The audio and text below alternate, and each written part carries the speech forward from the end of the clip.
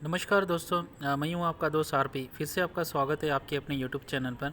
और आज हम बात करने वाले बालाजी अमाइंस। यस, काफ़ी पुरानी लिस्टिंग है, पुरानी कंपनी अपने सेक्टर में। एक केमिकल स्पेशलिस्ट केमिकल बनाती है कंपनी, जहाँ पर various product, complete finish product बनाने के लिए इसका केमिकल यूज़ होता है। ओके, तो अगर हम देखेंगे सीधे सीधे इसके आज के ट्रेडिंग सेशन पर, तो देखिए कुछ खासा नहीं रहा है। हालांकि ग्रीन जोन में ये बंद हुआ है। एक बढ़िया कंपनी है, बढ़िया इन द सेंस अगर मैं बात करूं रिटर्न्स के मामले में, तो सुपर रिटर्न्स इन्होंने बना के दिए। और ये जो रिटर्न्स थे पिछले 1.5 या 2 वर्षों में सबसे बढ़िया रिटर्न इन्होंने बना के दिया है फॉर इन्वेस्टर्स। ओके, एंड अपने लाइफ टाइम हाई वाल ऑलमोस्ट 5,200 से अभी ये स्टॉक लुढ़क कर आ चुका है 3,171, ऑलमोस्ट 2,000 रुपये, यानी 2,000 रुपये की गिरावट हमें देखने को मिली है अपने हाई से अभी तक। ओके, तो क्या कारण है, क्यों मतलब स्टॉक इतना गिरा है? तो उससे पहले देखिए हम जानेंगे रिटर्न्स के बारे में। मैं ओवरऑल रिटर्न्स मैंने कनेक्ट किए, तो देखिए ओवरऑल रिटर्न्स हम देखेंगे ऑलमोस्ट 11,000% का रिटर्न है बालाजी अमाइंस में। एंड देखिए इसका जो दौर था रिटर्न का, यहाँ से हम देखेंगे तो देखिए ये मैं आपके सामने रख रहा हूँ यहाँ पर।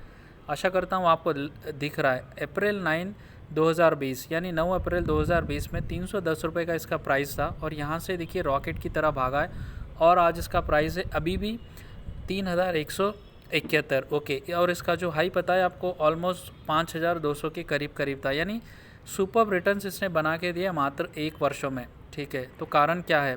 तो देखिए इतने अच्छे रिटर्न जब कंपनी बना के देती है, तो ये मतलब रातों रात नहीं होता है। तो डेफिनेटली कंपनी का कोई इतना बढ़िया बिजनेस है, या फिर सेल्स आंकड़े अच्छे, या फिर मैनेजमेंट अच्छा है, या फिर जो इसका ग्रोथ स्टोरी है मतलब ज़बरदस्त चल रहा है, या फिर फ्यूचर में भी ज़बरदस्त सेल्स आंकड़े आने वाले हैं। उसी कारण कंपनी के रिटर्न्स हमें देखने को मिलते हैं ज़्यादातर। ठीक है, अदर देन पेनी स्टॉक मैं कह रहा हूँ। तो देखिए अभी आपको पता है बालाजी अमाइंस का रिटर्न किस तरह है।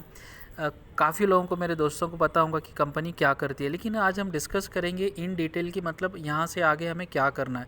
तो चलिए आगे बढ़ते हैं, और मैं सभी से विनती करता हूँ कि कंप्लीट वीडियो ज़रूर देखें। ठीक है, तो देखिए अभी हम आ जाते हैं complete point two point discussion पर। ये देखिए आपके सामने है बालाजी अमाइंस। ठीक है, तो कंपनी क्या करती है, यहाँ पर देखिए क्या मैन्युफैक्चरिंग करती है।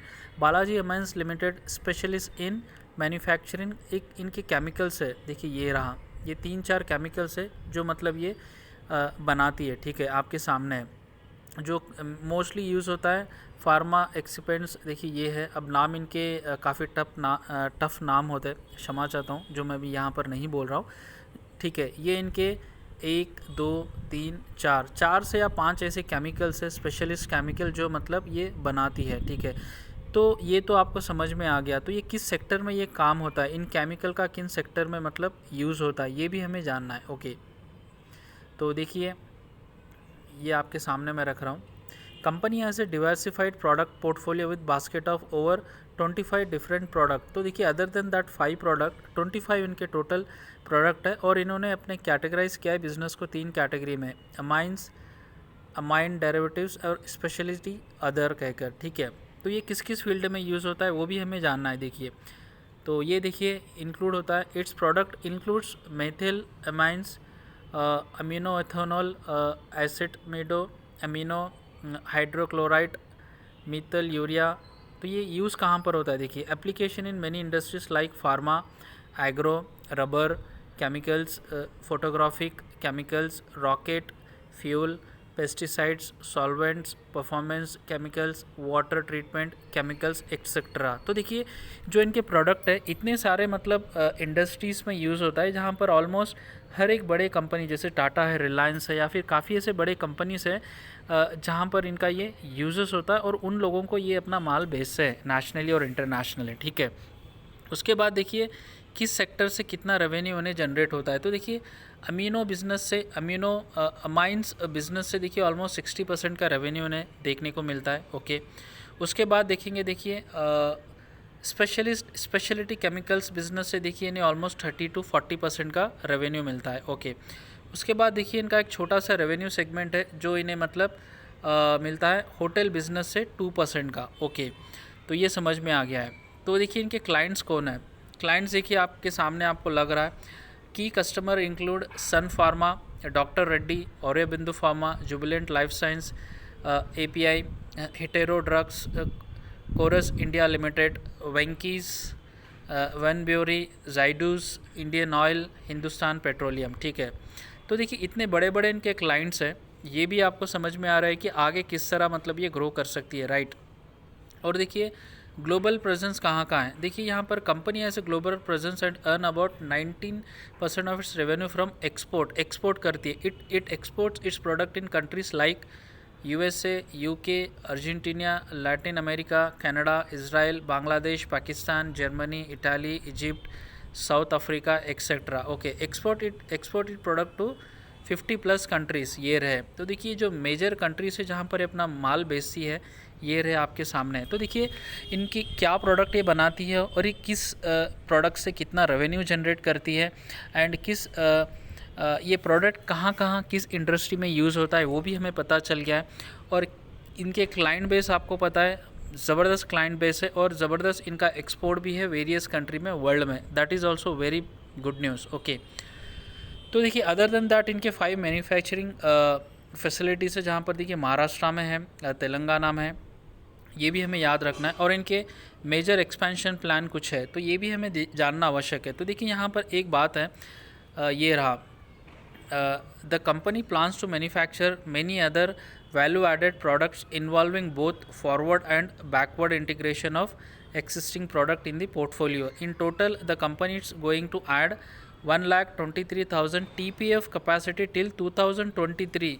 ठीक है, तो देखिए TPA कैपेसिटी ऑफ ट्रिलियन होता है, कैपेसिटी ऑफ 2023, तो मतलब जो करंट इनका स्पेशलिस्ट केमिकल है उसमें भी ये मतलब अगेन रिसर्च कर ये forward and upward integration of existing product में जो कैपेसिटी है इंक्रीज़ करना चाह रही है। 1,23,000 TPA ट्रिलियन में होता है, टी का मतलब, और टिल 2023 का इनका प्लान है। तो देखिए अभी आपके सामने मैंने रखने की कोशिश की है कि मतलब ओवरऑल कंपनी का जो बायोडाटा है वो मैंने आपके सामने रखने की कोशिश की है, आशा है आपको समझ में आ गया है।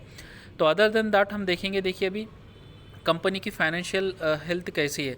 तो देखिए मार्केट कैप आप देखिए 10,000 करोड़ का मार्केट कैप है ओवरऑल, और अभी ट्रेंड कर रहा है ऑलमोस्ट 3,187 पर। ओके, और देखिए इसका हाई यहाँ पर है जो मैंने बताया था 5,224 रुपया, और लो था 850 रुपया। तो देखिए अपने हाई से, ये अपना हाई है, हाई से देखिए ये ऑलमोस्ट काफ़ी लो जा चुका है। हाई से अगर हम देखेंगे 5,224 से 3,187 आ चुका है, यानी ऑलमोस्ट हम कह सकते 2,000 रुपये की गिरावट यहाँ पे देखने को मिली है। ओके, स्टॉक का पी देखिए आपके सामने है 31.3 है, बुक वैल्यू ऑलमोस्ट 325 है।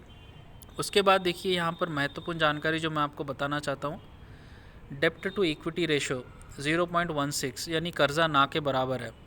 डेप्ट मात्र 164 करोड़ है, कोई डरने वाली बात नहीं है। और उसके अलावा देखिए प्रोमोटर्स की होल्डिंग देखिए ज़बरदस्त है, 53.7 है। क्वार्टर के सेल्स के आंकड़े देखिए 526 करोड़ है। प्रमोटर की कोई होल्डिंग गिरवी है, कोई होल्डिंग गिरवी नहीं है, ये भी अच्छी बात है।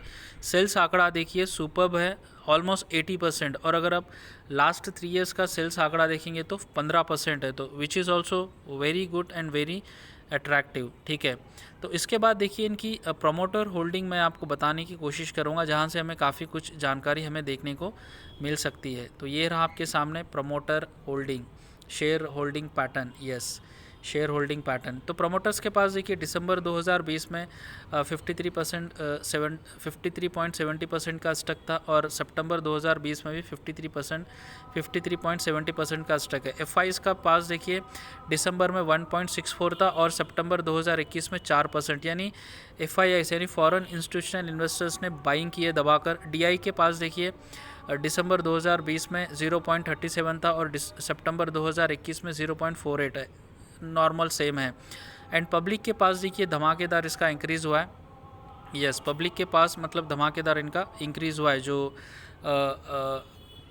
स्टक था ज़बरदस्त बढ़ा है। ठीक है, तो ये सारी जानकारी देखिए मैं आपको बताने की कोशिश कर रहा था। अभी हम सीधा बढ़ते हैं, देखिए जो नॉर्मल जानकारी अभी उभर कर आ रही है बालाजी माइंस में। ओके, तो देखिए पब्लिक का जो स्टॉक मैं बताना चाह रहा था वो 44% था, जो बढ़कर लगभग 50% या उसके आसपास गया है, जिसके कारण जो पिछले एक साल पहले, अगर एक साल पहले किसी ने इसमें इन्वेस्ट किया होगा बालाजी एमाइंस में, तो उसने दबाकर पैसे कमाए, नो डाउट, ठीक है। और अभी एक सबसे बड़ी जानकारी मैं आपको बालाजी एमाइंस में बताना चाह रहा हूँ, वो है बालाजी एमाइंस लिमिटेड। देखिए, the company has announce the resumption of production in the DMF plant. तो देखिए जो इनका प्लांट बनता अक्टूबर से, एक छोटा माइनर इशू हुआ था, वो अभी स्टार्ट हो चुका है प्रोडक्शन करने के लिए, which is also very good. तो आशा करता हूँ देखिए ये जानकारी आपको समझ में आ चुकी है बालाजी एमाइंस के बारे में। तो सभी से विनती करता हूँ कि चैनल को लाइक ज़रूर कीजिए और चैनल को सब्सक्राइब अवश्य कीजिए। धन्यवाद।